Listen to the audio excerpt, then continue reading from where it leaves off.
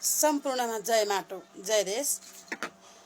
हामी हर्क साङपाङले जुन तपाईको कर्णालीमा तुइनको ठाउँमा पुल बनाइदिने भन्ने कुरामा कतिजनाले हावाका भरमा भन्नु पनि भएको छ, कतिजनाले श्रम गरेर हुँदैन भन्नुभएको छ हैन। कतिजनाले भन्नुभएको छ मागेको पैसाले मात्रै काम चल्दैन, मगन्ते पनि भन्नुभएको छ हैन। राज्यको ढिकुटी सखा पारेर मागेर जनतासँग श्रम लिएर शोषण गरेर भाषण दिन्छ पनि भन्नुभएको छ हैन। त्यो त कामले बताउँछ, त्यो कामले बताउँछ। अब तपाईको त्यस्तै नै दिन आएछ भने त हामी पनि छौं हैन। हामीले पनि आवाज उठाउनु पर्छ हैन। आफ्नो सबै कुराहरू सही छ भन्न सकिन्न, कुनै कुरा गलत पनि हुन सक्छ हैन। समय हिँड्दै जाँदाखेरि बाटोमा कति खुड्किलाहरू हुन्छन् र कति सजिलाहरू हुन्छन्, त्यो हामीले पार गर्दै जाने क्रममा हामी कति ठाउँ लड्छौं र कति ठाउँ उठ्दै हिँड्नुपर्छ भन्ने कुराहरू चाहिँ तपाईको त्यो समयले बताउने कुरा हो। अर्को कुरा भनेको तपाईको श्रमदानबाट केही हुँदैन भन्न पनि सकिन्न। हेर्नु, श्रमदानबाट नहुने कुरा केही पनि छैन। समाजमा बसिसकेपछि हामीले तपाईको सबै कुराहरू राज्यले नै गर्छ भन्न पनि सकिन्न र राज्यका आँखा खोल्ने पनि हामी जनताको दायित्व हो। हामीले तपाईको अहिले हर्क सापले श्रमदान गर्दै गएपछि राज्यको पनि त्यो ठाउँमा तपाईको अब आउने सरकारहरूले त्यो ठाउँमा आँखा लगाउन पनि अत्यन्तै जरुरी छ हैन। जति बिग्रेर भत्केर गएका छन् यी सरकारी कामहरू र जति छन् भत्ताभुङ्ग भएका कामहरू, यो तपाईको हामी श्रमबाट गर्न नसक्ने कुरा केही पनि छैन। फोहोर फाल्ने हैन, हामीले फोहोर टिप्ने गरौँ हैन। सही ठाउँमा हामी आफै जिम्मेवार बनाऊ।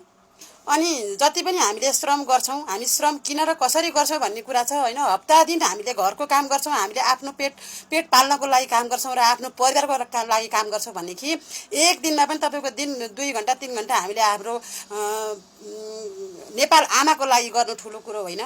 किनकि हामी भोलि मरेरै जाने हो। मरेर जाँदाखेरि हामीले के गर्न सक्यौं त भन्दाखेरि चाहिँ तपाईको एक दिनको श्रम भए पनि हामीले नेपाल आमालाई दिन सक्यौं भनेदेखि, पार्टीको लागि हैन, नेपाल आमालाई दिन सक्यौं भनेदेखि तपाईको यो ट्याक्स छ नि, यो मैले तपाईको भोलि यसलाई परिवर्तन पनि गर्न सक्छु। किनकि उहाँको काम राम्रो हुँदै गएन भने म यसलाई परिवर्तन गर्न सक्छु। तर नेपाल आमालाई परिवर्तन गर्नको लागि त राम्रो मान्छे नै चाहिन्छ हैन। यति साह्रो लथालिङ्ग र भताभुङ्ग भएको छ। तुइनको ठाउँमा पुल लगाउँछु भन्दाखेरि राम्रा नराम्रा कुराहरू आइरहेका छन्। त्यो टीका टिप्पणी हुनु चाहिँ त हाम्रा आँखा खोलिदिनु हो उहाँहरूले हैन।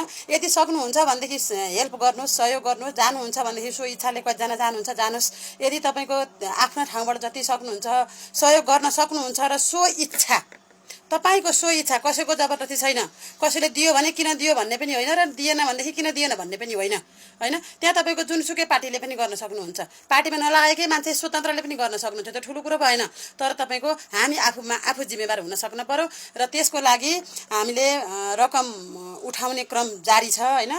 जति सक्छौं, जसरी सक्छौं, 10 रुपैयाँ भन्दा माथिबाट जति सक्छौं र जसरी सक्छौं, जुन ठाउँबाट सक्छौं त्यो ठाउँबाट हामीले केही गरौँ हैन। केही गरौँ तर तपाईको जबरजस्तीले होइन, सो इच्छाले श्रमबाट नहुने कुरा केही पनि छैन। हामीले गर्ने चिजहरू र हाम्रा हातका हत्केलाहरू, हाम्रा यी हातका हत्केला नङ्ग्रा खियाएका हुन्छौं हैन। हामीले कसैलाई ठेक्का दिएर होइन, श्रमदान गरेर नेपाल बन्दैन, पुल बन्दैन भन्ने होइन। हामीले तपाईले कसैलाई ठेक्का दिने होइन, आफूले गएर काम गर्ने हो। त्यहाँका जनता र हामी मिलेर काम गर्ने हो।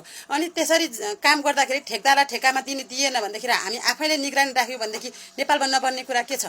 यहाँ तपाईको 20औं 25औं वर्ष लगाएर 2 वर्षमा हुने काम गरिरहेका छन् ठेक्दारलाई दिएर। त्यो ठेक्दारले कति दिनमा र कसरी काम गर्छ भन्ने कुराको लेखाजोखा कसैले राखेको हुँदैन हैन। तपाईको यसरी हामीले समय हेरेर र लेखाजोखा हामीले तपाईको कामको विवरण कति छ भन्ने कुराको हेरेर योजना बनायौं भनेदेखि नगर्ने र नसक्ने कुरा केही पनि छैन। त्यसकारणले गर्दाखेरि जति सकिन्छ, जसरी सकिन्छ, जहाँबाट सकिन्छ हैन, करले होइन, रहरले, खुसीले हैन सकिन्छ भनेदेखि गरौँ भन्न चाहन्छु म। र हाम्रो तपाईको जति सकिन्छ, जसरी सकिन्छ, भारतको हो त्यो सीमा जोडिएको छ भन्नुभएको छ कतिजनाले भन्नुभएको छ, त्यो होइन भन्नुभएको छ। के रहेछ त्यो पनि तपाईको हाम्रो नेपालकै एरिया हो, त्यो पनि हेर्न जान सकिन्छ, त्यहाँका मान्छेबाट बुझ्न सकिन्छ हैन। डाटा हेर्न सकिन्छ, विवरण तथ्याङ्क हेर्न सकिन्छ, त्यहाँ कति छ, के कसरी बनाउन सकिन्छ भन्ने हेर्न सकिन्छ हैन। गाडीकोबाट जान सक्ने कति ठाउँ छ, प्लेनबाट लान सक्ने सामान कति के छ, त्यो सबै कुराको लेखाजोखा र विवरण हुन्छ। त्यसकारणले गर्दाखेरि जति सकिन्छ, जहाँबाट सकिन्छ र जसरी सकिन्छ, यो हाम्रो नेपालको लागि हो, नेपालको माटोको लागि हो। त्यो बाटोमा कांग्रेस पनि हिँड्नेछ, नेपाल माओवादी पनि हिँड्नेछ, रासपा पनि हिँड्नेछ, तपाईको माटोको समर्थकहरू पनि हिँड्नेछन्, त्यहाँका सम्पूर्ण जनता हिँड्नेछन् र हाम्रो नेपालको विकास हो भन्न चाहन्छु म। धन्यवाद।